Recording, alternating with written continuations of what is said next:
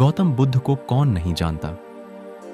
यहां सुने उनके जीवन से जुड़ी रोचक एवं शिक्षाप्रद कहानियां। एक बार भगवान बुद्ध जेतवन विहार में रह रहे थे। भिक्षु चक्षुपाल भगवान से मिलने के लिए आए थे। उनके आगमन के साथ उनकी दिनचर्या, व्यवहार और गुणों की चर्चा भी हुई। भिक्षु चक्षुपाल अंधे थे। एक दिन विहार के कुछ भिक्षुओं ने कुछ मरे हुए कीड़ों को चक्षुपाल की कुटी के बाहर पाया और उन्होंने चक्षुपाल की निंदा करनी शुरू कर दी कि उन्होंने इन जीवित प्राणियों की हत्या की। भगवान बुद्ध ने निंदा कर रहे उन भिक्षुओं को बुलाया और पूछा कि क्या तुमने भिक्षु को कीड़े मारते हुए देखा है? उन्होंने उत्तर दिया, नहीं। इस पर भगवान बुद्ध ने उन साधकों से कहा कि जैसे तुमने उन्हें कीड़ों को मारते हुए नहीं देखा, वैसे ही चक्षुपाल ने भी उन्हें मरते हुए नहीं देखा और उन्होंने कीड़ों को जानबूझकर नहीं मारा है, इसलिए उनकी भर्त्सना करना उचित नहीं है। भिक्षुओं ने इसके बाद पूछा कि चक्षुपाल अंधे क्यों हैं? उन्होंने इस जन्म में अथवा पिछले जन्म में क्या पाप किए? भगवान बुद्ध ने चक्षुपाल के बारे में कहा कि वे पूर्व जन्म में एक चिकित्सक थे। एक अंधी स्त्री ने उनसे वादा किया था कि यदि वे उसकी आंखें ठीक कर देंगे तो वह और उसका परिवार उनके दास बन जाएंगे। स्त्री की आंखें ठीक हो गईं, पर उसने दासी बनने के भय से यह मानने से इनकार कर दिया। चिकित्सक को तो पता था कि उस स्त्री की आंखें ठीक हो गई हैं। वह झूठ बोल रही है। उसे सबक सिखाने के लिए या बदला लेने के लिए चक्षुपाल ने दूसरी दवा दी। उस दवा से महिला फिर अंधी हो गई।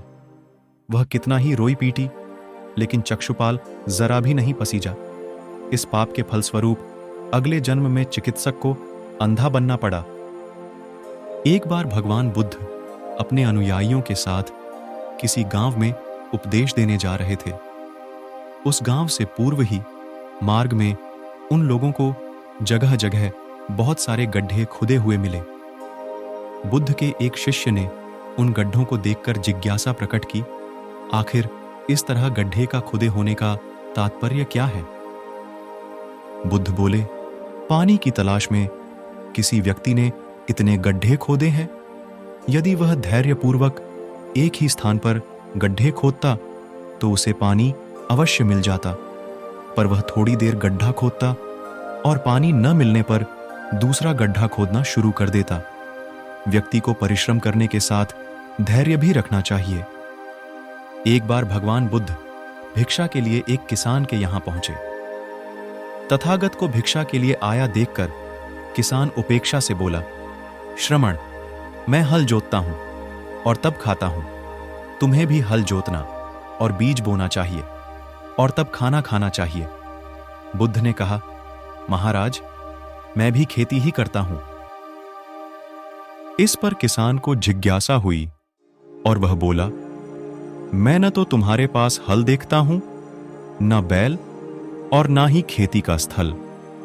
तब आप कैसे कहते हैं कि आप भी खेती ही करते हो?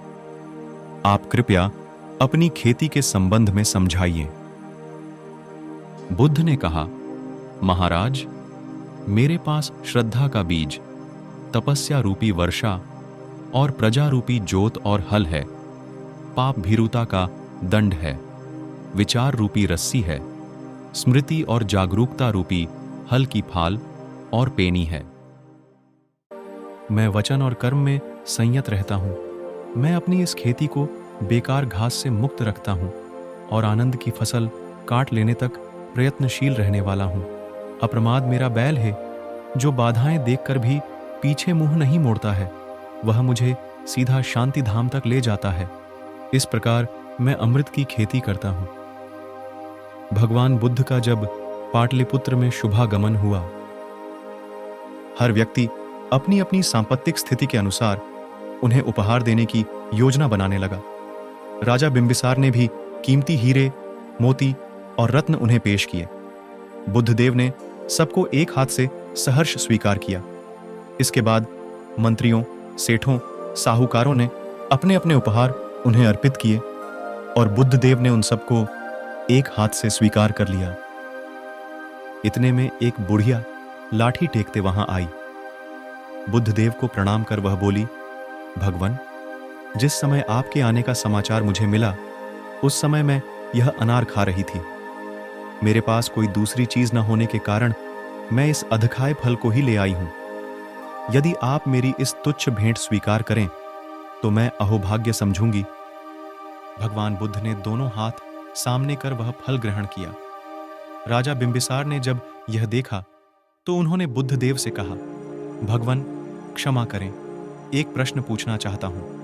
हम सबने आपको कीमती और बड्ढे बड्ढे उपहार दिए जिन्हें आपने एक हाथ से ग्रहण किया, लेकिन इस बुढ़िया द्वारा दिए गए छोटे एवं झूठे फल को आपने दोनों हाथों से ग्रहण किया, ऐसा क्यों?